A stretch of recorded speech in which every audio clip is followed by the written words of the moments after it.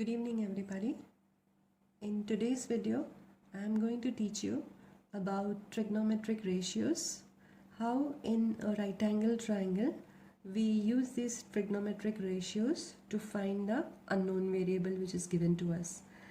So in a right angle triangle, this triangle here, if this angle is theta, this is 90 degrees, this is theta, we all know that this is the hypotenuse and these two are this is the adjacent side to this theta, and obviously this is opposite side.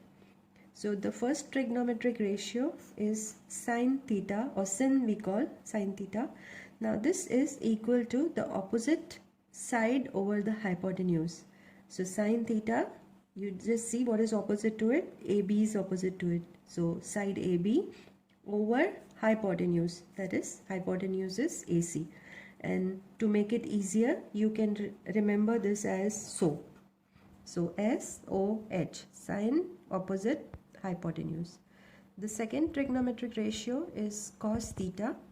For cos theta, the ratio is the adjacent side. Adjacent means next to this theta.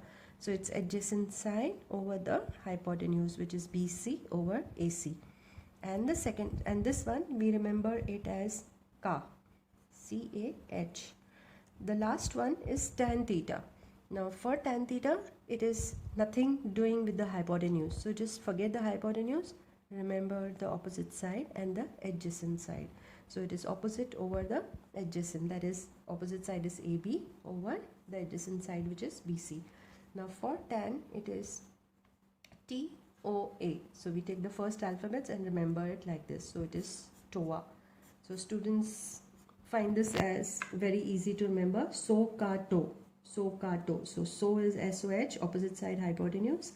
Cos is adjacent side over hypotenuse, and tan is opposite side over adjacent side. Now let us go to exercise 1H and see how we use this to find the unknown. Now this is the first sum I have already written down for you. This is a right angle triangle where y and z are unknown.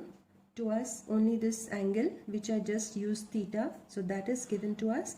And this, as you can see, is the hypotenuse, obviously, because it is opposite to the 90-degree angle. So hypotenuse is given to us. Now we have to find the unknown. So let's start with the, let's go in an alphabetical order. Let's find y. Now y, you can see to this angle it is opposite. Okay, so opposite here we will use sine theta. So sine of angle 61.2 is equal to, you can write opposite, which is y over 9. So this is unknown, bring it this side. Y will be equal to, we need to cross multiply with this. So 9 times sine 61.2. So put this in your GDC, times 9 with sine angle 61.2. Now in your GDC, the settings you need to check, the angle should always be in degree for these kind of sums when you're using sine angle.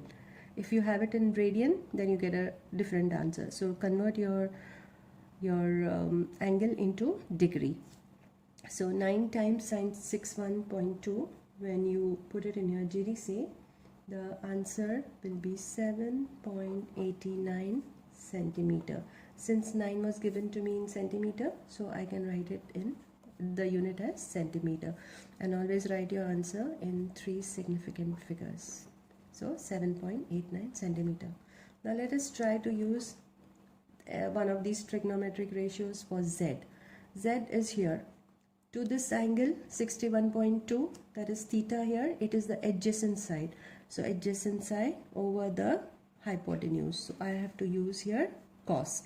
So cos, to find z, I'll write cos 61.2 is equal to z over the hypotenuse 9. Therefore, the same way, z will be equal to 9 times cos 61.2. The answer for this, you will, when you put it in your GDC, you will get it as 4.34 centimeter. So this was the first sum. Now after you get this y, you can After getting y, you can find out z by using cos. As I told you here, the same thing you can apply here also. In the second sum, here I'll just read out the sum for you. It's a ladder km is 8.5 meters long. It leans against a wall so that LKM is 30 degrees. So this angle is given to us 30 degrees, and this is supposed to be the ladder, which is 8.5 meters. And triangle KLM is a right angled triangle. So this information is enough to tell you that you have to use the trigonometric ratio. It's 90 degrees. So let's see what are the questions asked. First question A is find the distance KL. Now as you can see, KL is adjacent to this angle 30 which is given to us. So adjacent, that means I have to use cos. So Ca2 is, we have already done. So in Ca, it means adjacent and hypotenuse. So I will write down cos 30 degrees is equal to adjacent. Let us name this as KL over the hypotenuse 8.5. Therefore KL is equal to 8.5 times cos 30 degrees. So when you put this in your GDC, you will get this as 7.36 meters. Write your answer in 3 significant figures. Okay, let's do the B1. I'll read it out for you. Find how far up the wall the ladder reaches. How far up the wall the ladder reaches. That means up here. Up means this distance they want. So they want LM. LM, as we can see, is the opposite side. So opposite side, obviously I will use sine of angle 30 is LM over 8.5. Therefore LM is 8.5 times sine 30. This will give you 4.25 meters. The C part, let me do it here for you. See, as the instruction for use of the ladder state that it should not lean against a wall at more than 55 degrees. So LKM is now changed to, they have asked us, given us this condition that it should be 55 degrees.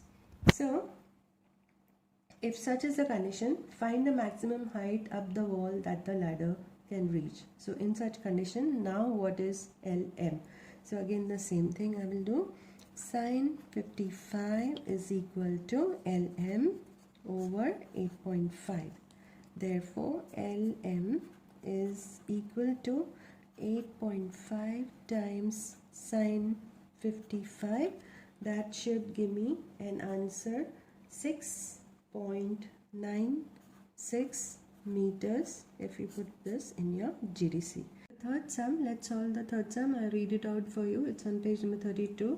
A hiker whose eye is 1.6 meters above the ground stands 50 meters from the base of a vertical cliff.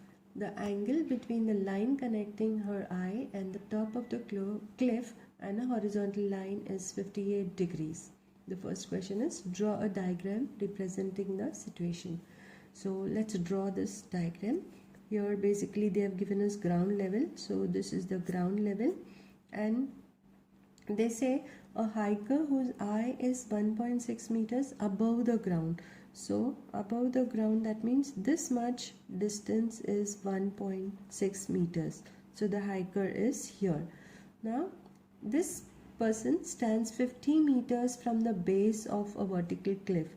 So if the cliff is here, the person is standing here, and this much distance is 50 meters. So let this be the cliff. Let A, B be the cliff, and C the place where the person is standing. Now the angle between the line connecting her eye and the top of the cliff and a horizontal line is 58 degrees. So her eye, basically she's standing here, her eye is here, this, and she is looking up at the cliff, and this is the horizontal line which they are telling us. So this angle is 58 degrees. So this is the diagram. Now the big part which they are asking us is find the height of the cliff. So basically they are asking us AB. To find AB, now I will, here opposite side is concerned and adjacent side. So obviously I will use tan of 58. Tan 58 is opposite side, that is AB, over the adjacent side, that is 50. Therefore cross multiply, AB is equal to 50 times tan 58. Now here this is basically just AB you will get. We need to, the question is find the height of the cliff. You should remember that it is above the ground level, 1.6 meters. So what we do is, to this answer we add 1.6. that will give us the height of the cliff from the ground level. So I can do one thing, 1.6 plus whatever answer you get by multiplying this. When you put this in your GDC, you will get the answer 81.6 meters. Okay? So I hope all of you, this video was helpful. I hope all of you now have learned how to use the trigonometric ratios to find the unknown values and the values which we have learned. So remember this so ka toa.